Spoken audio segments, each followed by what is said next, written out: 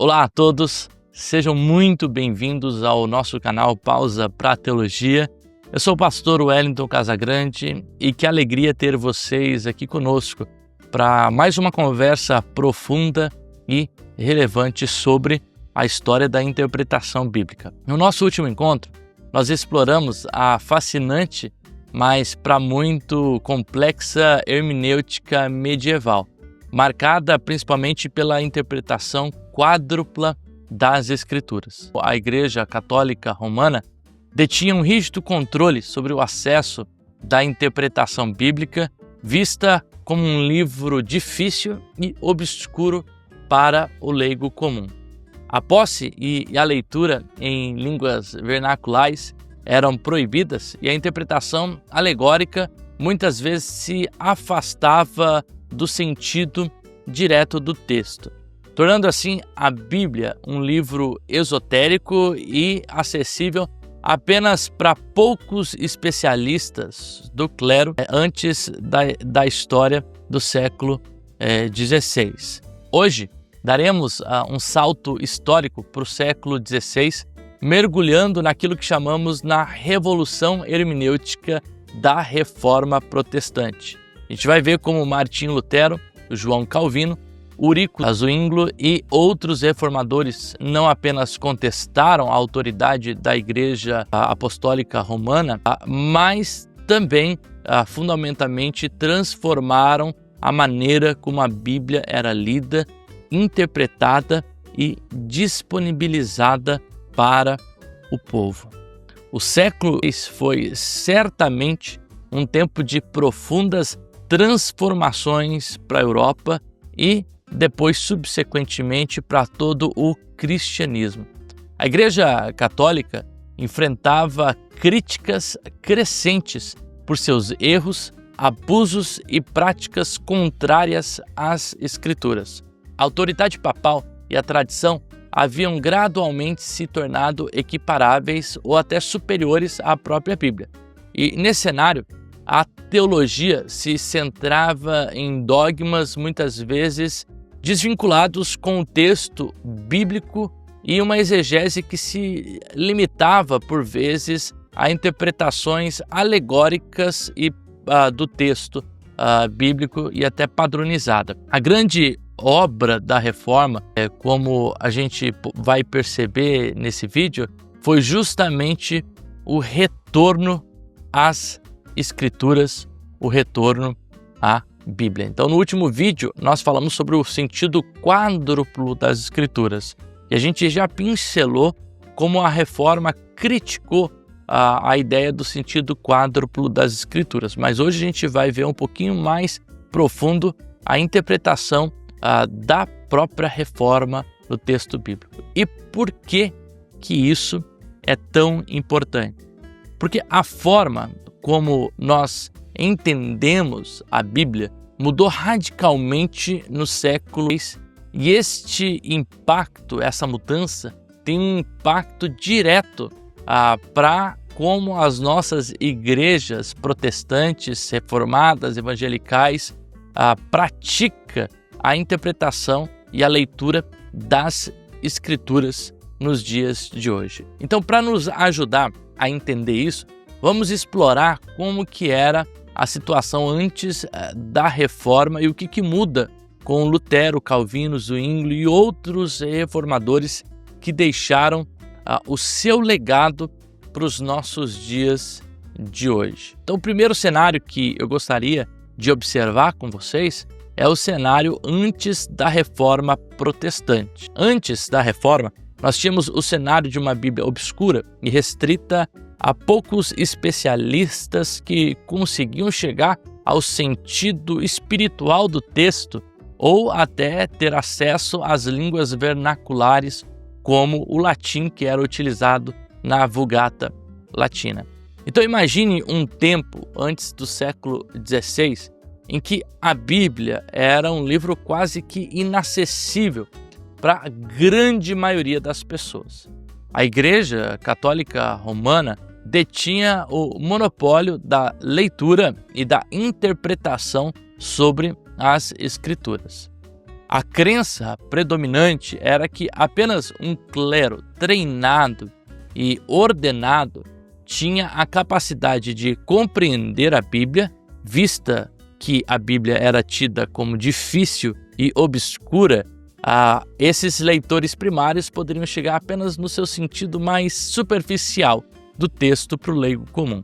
A posse e a leitura até muitas vezes eram proibidas para a população, com o suposto perigo de mal interpretar ou de causar até algum dano na interpretação. E quem ousava então traduzir a Bíblia para o povo comum, como foi o caso de William Tyndale, sofria perseguição, porque isso não deveria ser feito, uma vez que a interpretação deveria partir desses especialistas.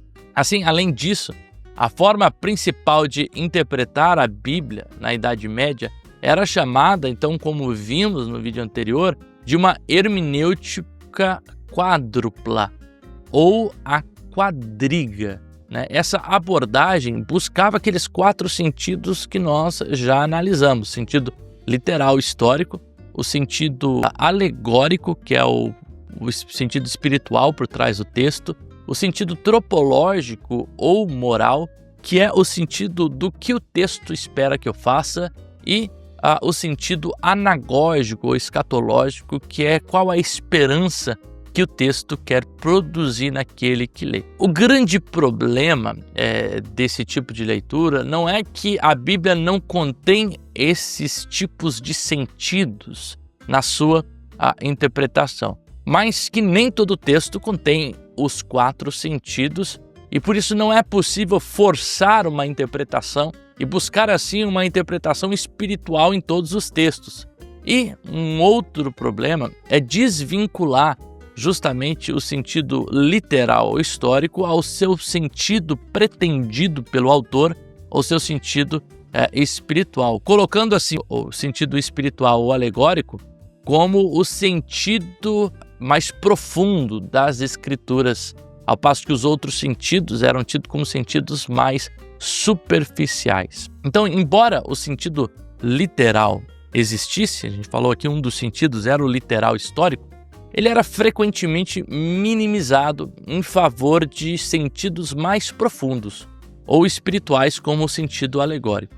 Isso abria o caminho para interpretações alegóricas padronizadas, desvinculadas muitas vezes do texto bíblico, baseada em interpretações e ensinos dos pais da igreja e por muitas vezes forçando uma interpretação o qual o texto não possuía.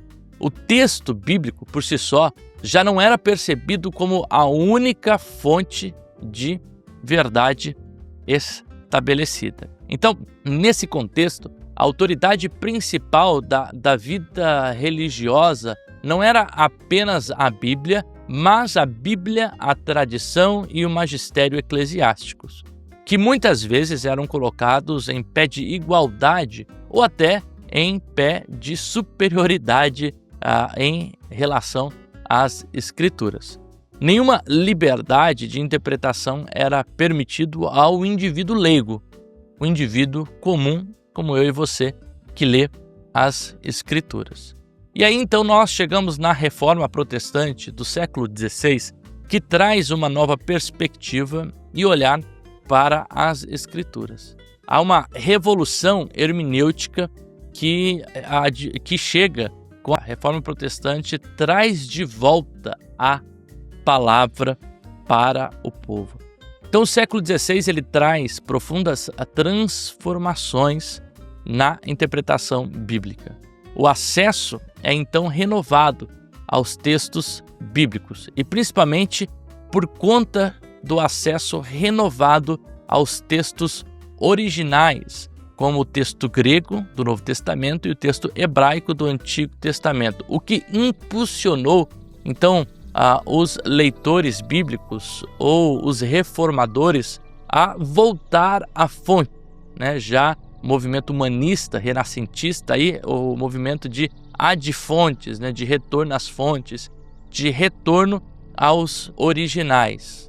Por exemplo, em 1516, a gente tem o Novo Testamento traduzido por Erasmo de Roterdã, que traduz ou traz o Novo Testamento no grego, né, possibilitando assim outras interpretações e traduções que aconteceria depois. Além disso, a invenção da imprensa em Gutenberg possibilita a disseminação de textos em larga escala, democratizando assim não só o texto bíblico, mas também textos litúrgicos, comentários e textos que têm relação com a própria escritura, popularizando assim esse tipo de texto para as pessoas comuns. Então esse cenário, né, de volta às fontes e de propulsão que acontece por conta do advento, principalmente aí da imprensa, cria as condições ideais para o surgimento de novos princípios hermenêuticos e da própria reforma protestante. A reforma, então, como a gente vai ver, prioriza o texto bíblico acima da tradição eclesiástica, e aí a gente tem o grande lema da reforma, ou um dos grandes lemas da reforma, que é a sola scriptura. Somente a escritura tem autoridade normativa em questões em relação à fé e à prática cristã. A Bíblia passa a ser vista como a única autoridade infalível para questões de fé e prática, né? A questão da sola scriptura, somente a escritura, né? Somente a escritura. O sola scriptura não foi apenas uma ideia teológica dos reformadores, mas é também uma redefinição de poder, porque o poder da interpretação já não está mais na mão do clero ou dos magistrados, mas agora é colocado na mão do leigo e do povo.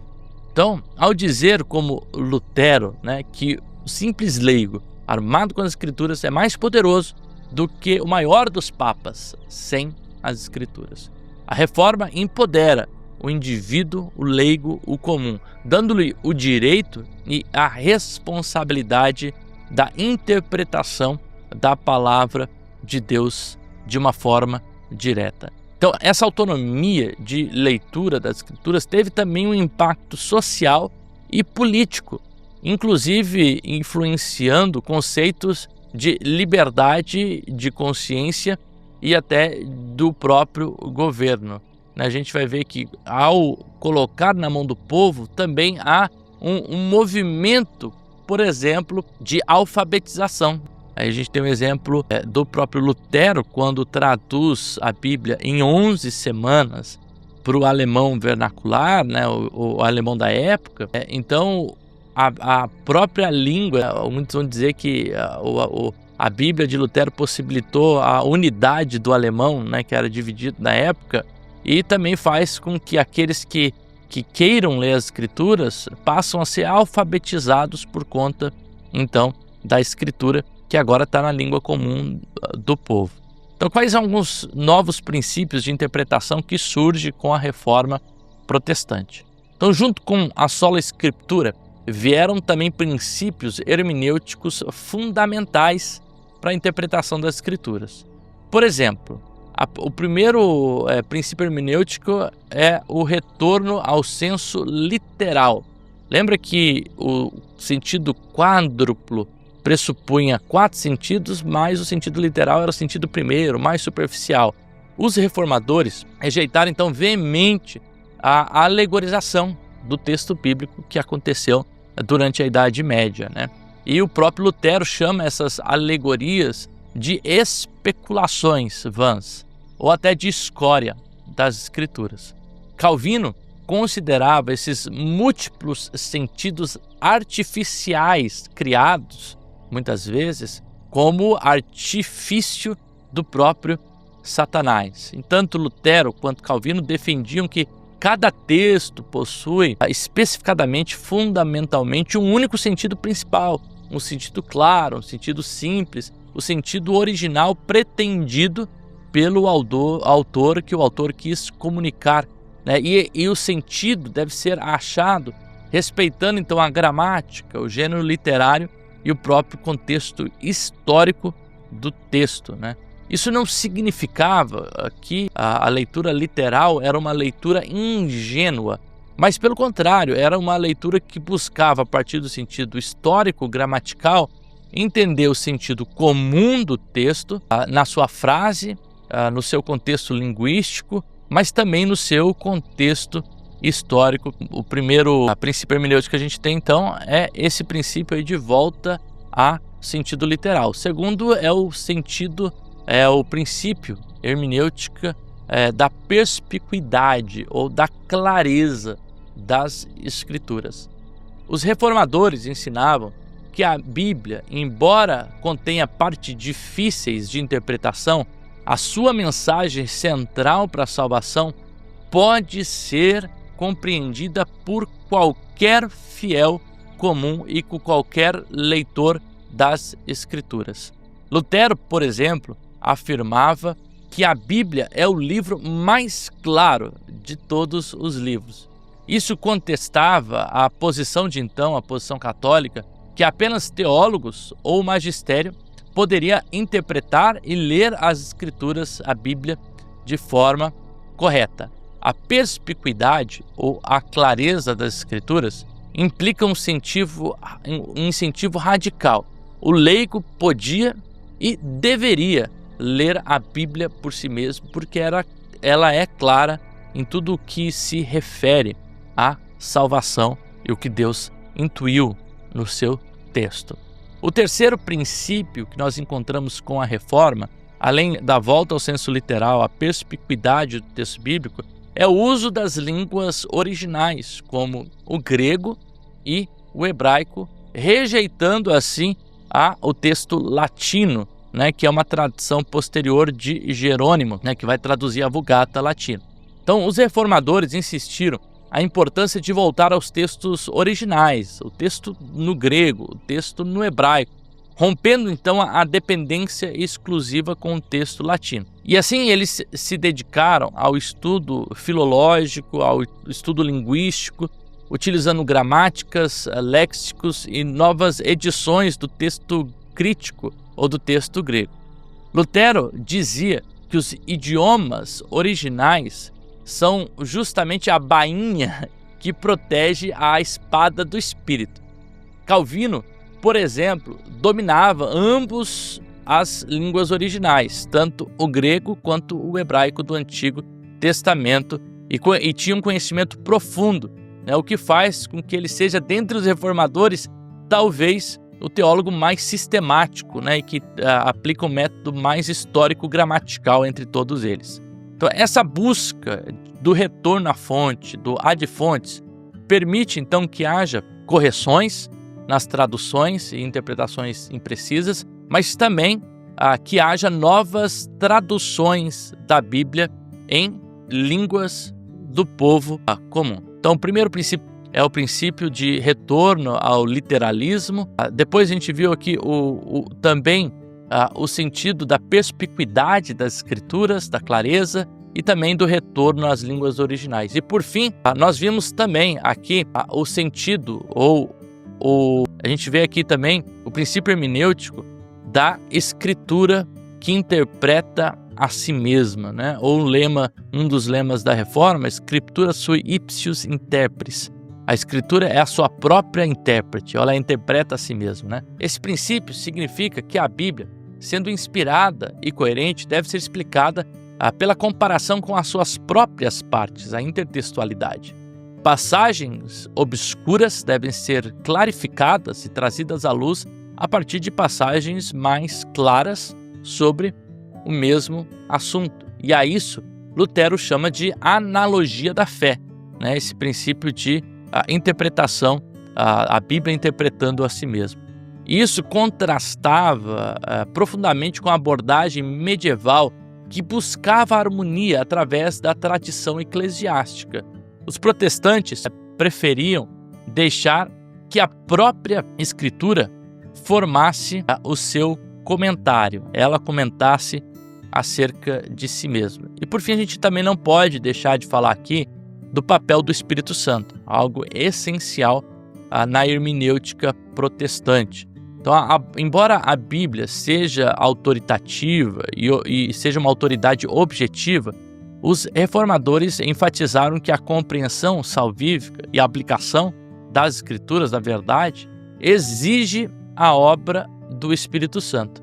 Assim, porque o Espírito Santo, em última instância, é o próprio autor das Escrituras que inspirou os seus autores a escrever.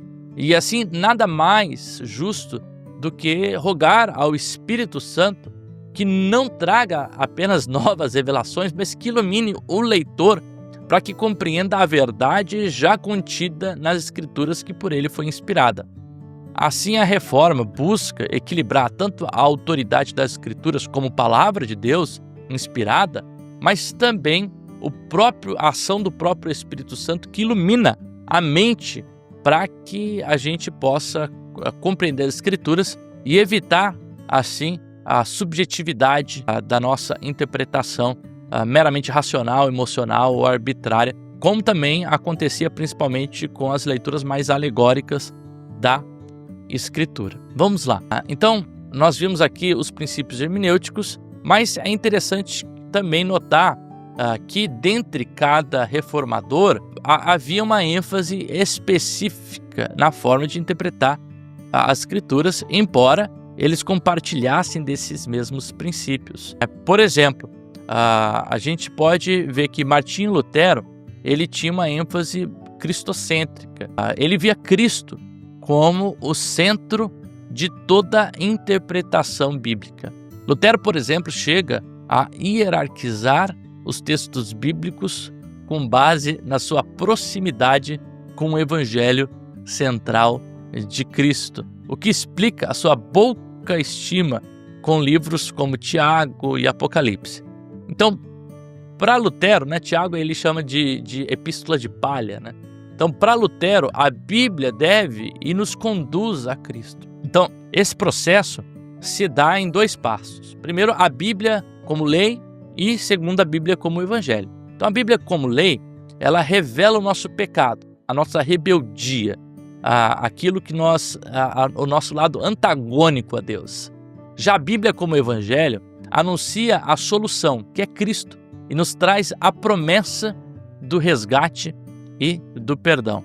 Então, ele enfatiza que há nas Escrituras essa tensão entre a letra e o Espírito, entre a lei e o Evangelho, vendo a letra como instrumento da ação vivificadora do próprio Espírito. Então, Lutero defende a tradução para o povo, porque é a forma que o povo pudesse, então, conhecer a Deus. Além de Lutero, nós tivemos também outros reformadores, como, por exemplo, João Calvino. O João Calvino se destaca principalmente pelo seu rigor metódico e acadêmico, utilizando aí o chamado, talvez o princípio, do método gramático histórico, que vai ser depois desenvolvido ainda mais com o iluminismo, e mais para frente. Então ele enfatiza a busca pela intenção original do autor em cada livro, recorrendo assim a um estudo minucioso das línguas originais, do contexto histórico, do contexto literário, dentre tantas outras questões do próprio texto. Então, o seu ideal era, o seu lema era brevitas et facilitas, ou seja, o texto traz brevidade e clareza na própria exposição da Bíblia. Em sua exposição, ele tinha o princípio de brevidade e clareza, de brevitas e facilitas, trazendo então de forma breve e clara o texto, entendendo que o expositor das Escrituras deveria evitar digressões e focar em esclarecer o sentido simples e comum do próprio texto. Então, nesse sentido, Calvino era mais rigoroso e mais radical que Lutero e rejeitava todo tipo de alegoria, embora ele também utilizasse a tipologia de forma cautelosa. A gente vai ver que Calvino tem uma grande produção de comentários bíblicos que tem essa ênfase gramático-histórico. Um terceiro reformador que a gente pode citar aqui, a forma de interpretar a Escritura, é Ulrico Zwinglio, que é aí um reformador da Suíça, onde a sua hermenêutica se baseia fortemente no princípio da autointerpretação das Escrituras. Lembra que a gente falou? A Bíblia interpreta-se a si mesma. Então, Zwinglio busca o seu sentido mais natural e simples do próprio texto. E isso principalmente em certos pontos doutrinários, como a ceia do Senhor, onde ele utiliza uma leitura mais literalista do que Lutero. Contudo, ele também reconhecia nas Escrituras o uso de figura de linguagens e símbolos que o texto exigia. Zwinglio, ele, por exemplo, demonstra particular interesse também nas línguas originais, e ele tinha uma abordagem extremamente biblicista, rejeitando todo tipo de prática e doutrina que não tivesse fundamento explícito na própria Escritura. Ele via, por exemplo, os sacramentos ou as ordenanças como textos simbólicos ou memoriais, dando aí a interpretação de muitos evangelicais, cristãos, como os batistas, os pentecostais, e outros aí que olham para a ceia do Senhor como de uma forma simbólica, diferente de Lutero e de Calvino, que tinha uma outra leitura da ceia e até do próprio batismo. Qual que é então o impacto da reforma? Um primeiro impacto imediato é que agora, justamente por esse movimento ad fontes, há uma expansão, e também aí da própria imprensa, há uma expansão das traduções vernáculas, das traduções aí da língua comum do povo. E isso é um dos legados mais tangíveis que a gente tem da Reforma Protestante, trazendo a tradução, a Bíblia, na língua do povo. E isso era uma das prioridades dos reformadores. Então, além de Lutero, nós temos outras traduções. William Tyndale, que traduz o Novo Testamento e partes do Antigo Testamento para o inglês, e tradução que depois vai também dar à luz aí a traduções mais conhecidas como a King James, a versão do rei Tiago, posteriormente aí já no século XVII, uma tradução que depois vai ficar quase 3 séculos imperando no movimento protestante e reformador. Então, também William Tyndale, ele desejava também que qualquer pessoa comum pudesse conhecer as Escrituras até melhor do que os clérigos. Outra Bíblia que surge, por exemplo, nessa época da Reforma é a Bíblia de Genebra. É uma Bíblia que surgiu em 1560, foi a primeira com extensas notas de estudo bíblico e com referências cruzadas, ajudando aí os leigos a interpretar as Escrituras, principalmente com um viés de uma teologia mais reformada. E assim também a gente tem a expansão da Bíblia e da sua interpretação para outras línguas, como vai acontecer com a tradução Olivetan no francês, Reina Valera no espanhol e até mais tarde a João Ferreira de Almeida. Então, com a Bíblia agora sendo traduzida para o povo, essas traduções, elas democratizam o acesso ao texto, à palavra de Deus. E pela primeira vez, as pessoas comuns, mesmo sem saber o latim, mesmo sem saber o grego, mesmo sem saber o hebraico, podiam ler as Escrituras na sua língua materna. E isso empoderou muitas pessoas. A gente sabe que uma consequência da Bíblia estar na mão do povo é também depois o surgimento de muitas interpretações das Escrituras, e hoje a gente tem aí milhares, se eu posso dizer, de denominações que surgem por conta dessa interpretação das Escrituras diferente, que não foi o intuito aqui dos reformadores ao trazer pelo povo, pelo contrário, era empoderar e desafiando, fomentando que os seus leitores tivessem uma leitura crítica das Escrituras. Então, isso aqui tem a ver principalmente com um impacto, primeiro, das Escrituras chegar ao povo comum. E a leitura, então, direta da Bíblia fomenta, assim, a individualidade da consciência, né? Faz com que as pessoas possam ler o texto a partir de si mesmo e ter a sua própria interpretação. E isso não significa que a interpretação individual não tivesse limites. O limite para os reformadores, por exemplo, era a própria Escritura, porque ela interpreta a si mesma, né? E o consenso que a Escritura traz. E também a submissão ao próprio Espírito, que nos auxilia na iluminação do texto bíblico. E aí, então, a comunidade é vista como esse espaço de diálogo, principalmente para se chegar ao sentido da palavra, né? Então, a Bíblia, o poder da interpretação não está mais na mão do clero, mas está agora na mão do povo, da Bíblia, do povo comum, da igreja. Então, a igreja deveria ler esse texto e interpretar ela. E qual que é o legado, então, para a gente hoje? Alguns desafios e a relevância desses princípios hermenêuticos da própria reforma. Então, a revolução que acontece com a reforma continua extremamente relevante para a gente hoje, né? O princípio da sola escritura, por exemplo, nos lembra que a Bíblia é a nossa autoridade máxima em questões de fé, em questões de prática, em como a gente vive a nossa vida. Mas a gente vive num contexto muito diferente do século XVI, onde surge esse tipo de reforma. Então, fora do ambiente da igreja, a Bíblia muitas vezes não é reconhecida como autoridade. E aí entra o nosso desafio, que é justamente comunicar a relevância e a autoridade das Escrituras no mundo secularizado, no mundo extremamente sem religião, um mundo que rejeita a palavra de Deus. E então tentar, a partir das Escrituras, dialogar com a cultura à nossa volta, não apenas citando e fazendo com que a Bíblia impere sobre a cultura, mas que de fato mostre para o mundo secularizado que a Bíblia tem resposta.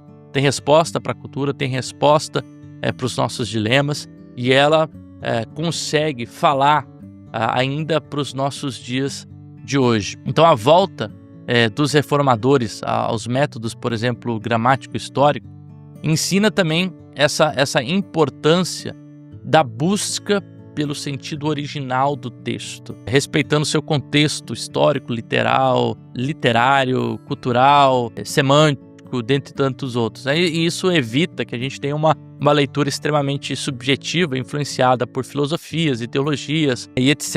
E tanta coisa que a gente vê. Quando a Bíblia interpreta a si mesma, o texto ele deve ser normativo, né? É ele que deve ditar a sua própria interpretação. A interpretação não nasce daquilo que eu imponho sobre o texto, mas daquilo que o texto impõe sobre mim. Então, quando a gente olha para isso, a reforma nos traz, então, principalmente esse legado da consciência e da nossa responsabilidade de interpretar o texto bíblico a partir do próprio texto bíblico, que ele, o texto bíblico, é exaltado e tem autoridade, é a revelação de Deus inspirado pelo Espírito, e a gente ainda hoje possui o Espírito para nos iluminar nas nossas leituras, né? Para que a gente possa, de fato, compreender aquilo que o Espírito intui nas suas Escrituras. Então a gente deve ainda se assegurar, né, nesses princípios, o princípio da palavra de Deus, da autoridade, da clareza das Escrituras, daquilo de que as Escrituras é suficiente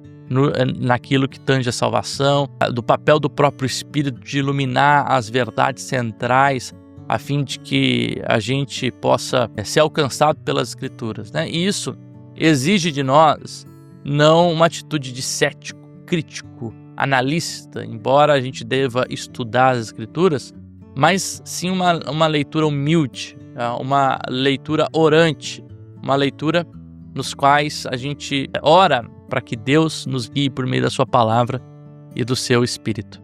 Acho que a gente conseguiu percorrer aí aquilo que a gente intuiu, né, que é apresentar um pouquinho dos impactos da reforma protestante sobre a interpretação das Escrituras. A ideia é que a gente continue o caminho aí, falando dos principais métodos que vão surgir agora pós-reforma, todo o movimento iluminista, e depois até chegar nos dias de hoje, né? Compreender então a interpretação das Escrituras no período da Reforma foi a nossa intenção de hoje.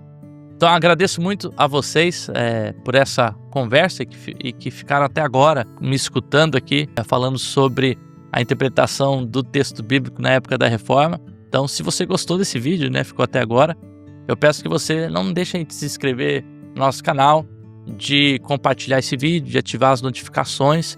Isso possibilita que a gente continue produzindo mais vídeos e de que também esses vídeos cheguem a mais pessoas. E a gente vai continuar a nossa jornada aí agora da interpretação bíblica em outros períodos, como pós-reforma, iluminismo, até chegar às leituras mais modernas das Escrituras. Deus abençoe a sua vida e esse foi mais um Pausa para Teologia.